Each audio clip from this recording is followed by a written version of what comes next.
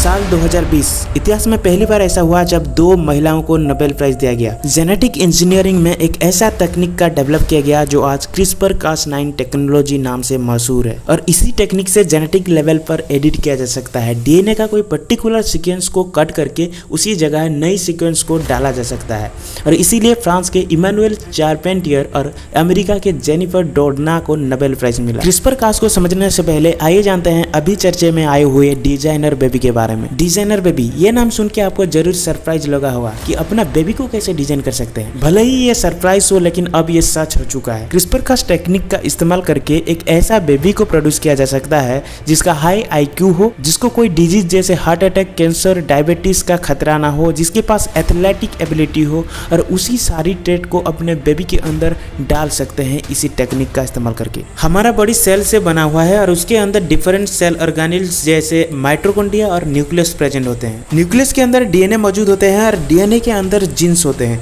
ये जीन्स हमारे बॉडी के डिफरेंट फंक्शंस को कंट्रोल करते हैं। डीएनए के अंदर हमारे बॉडी का सारी इंफॉर्मेशन जैसे कि हमारा स्किन कलर कैसे होगा, हमारा हेयर कलर कैसे होगा, हमारा हाइट कैसा होगा, सभी इंफॉर्मेशन कोडेड फॉर्म में रहते हैं। न्यूक्लियस के अंदर डीएनए का एक रेप्लिका बनता है जिसे आरएनए बोलते हैं। ये आरएनए राइबोसोम के साथ मिलकर हमारे बॉडी का प्रोटीन सिंथेसिस करते हैं। तो चलिए अब जानते हैं CRISPR-Cas9 टेक्नोलॉजी के बारे में। CRISPR-Cas ये टेक्नोलॉजी बैक्टीरिया से चुराया गया है। बैक्टीरिया सेल में एक ऐसा यूनिक डीएनए पाया गया है जहां एक पर्टिकुलर सीक्वेंस बार बार रिपीट हो रहा था। ये सीक्वेंस जो बार बार रिपीट हो रहा था उसे CRISPR डीएनए बोला जाता है। CRISPR का मतलब clustered regularly interspace short palindromic repeat, एक ऐसा सीक्वेंस जो कि बार बार रिपीट होता था। CRISPR-Cas टेक्निक की मदद से डीएनए सीक्वेंस में नॉन फंक्शनल जीन्स को कट कर सकते हो या फिर कुछ पर्टिकुलर जीन को चेंज कर सकते हो। जब कोई वायरस बैक्टीरिया को इन्फेक्ट करता है तब वायरस अपना डीएनए बैक्टीरिया सेल पे इंसर्ट करता है और पूरा बैक्टीरिया सेल को हाईजैक करके खुद का डीएनए को रेप्लिकेट करके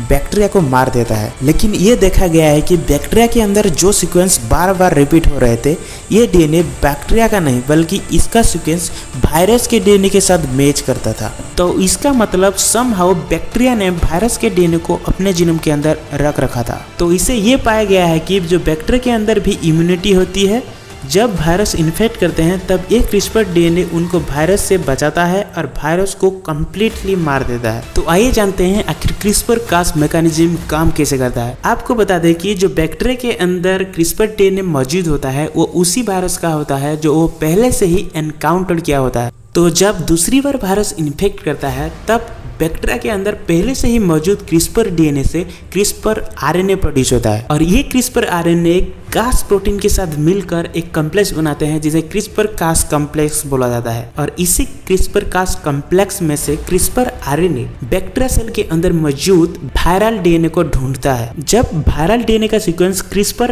RNA के साथ मैच हो जाता है तब Cas9 प्रोटीन एक्टिवेट हो जाता है और मॉलिक्यूलर सीजर और या कैंची की तरह काम करता है और वो वायरल डीएनए को कट कर देता है। वायरल डीएनए का कई टुकड़ों में कट जाने की वजह से वायरस का कंप्लीटली डेथ हो जाता है और बैक्टीरिया वायरल इन्फेक्शन से बच जाता है।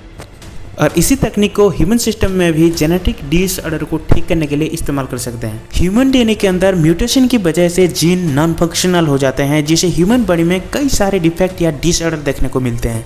जिसे सिकल सेल एनीमिया एक ऐसा जेनेटिक डिसऑर्डर है जिसे ह्यूमन ब्लड सेल सिकुड़ जाता है और ये डिसऑर्डर पॉइंट म्यूटेशन की वजह से होता है। और सिकल सेल एनीमिया का ट्रीटमेंट के लिए भी CRISPR-Cas9 का इस्तेमाल कर सकते हैं। सिकल सेल एनीमिया में डीएनए का जो भी % म्यूटेट हुआ है उसी का एक CRISPR RNA आर्टिफिशियली तैयार कर सकते हैं। ये CRISPR RNA को जब हम आर्टिफिशियली न्यूक्लियस के अंदर इंसर्ट करेंगे CRISPR RNA सेल के अंदर म्यूटेट डीएनए वाला सीक्वेंस को ढूंढेगा और उसके साथ पेयरिंग करेगा। जब पेयरिंग होगा तब Cas9 प्रोटीन एक्टिव हो जाएगा और Cas9 प्रोटीन कैंची की तरह काम करेगा और म्यूटेट डीएनए को कई सेगमेंट में कट कर देगा और उस जगह सही डीएनए सीक्वेंस को ऐड कर देगा जिससे सिकल सेल एनीमिया ठीक हो सकता है। CRISPR-Cas का वाइड रेंज ऑफ एप्लीकेशन है जैसे उसे रिसर्च, मेडिसिन, एग्रीकल्चर और बायोटेक्नोलॉजी में भी इस्तेमाल किया जा चुका है। और एग्रीकल्चर में एक क्रॉप को डिजीज, इंसेक्ट और पेस्ट से रेजिस्टेंट बनाने के लिए CRISPR-Cas का इस्तेमाल किया जाता है। क्या ह्यूमन जीनोम में CRISPR-Cas का इस्तेमाल करना एथिकल है? कमेंट में जरूर बताएगा। और ऐसे ही इन्फॉर्मेटिव वीडियोस के लिए वीडियोस को लाइक और चैनल को सब्सक्राइब करना मत भूलिएगा।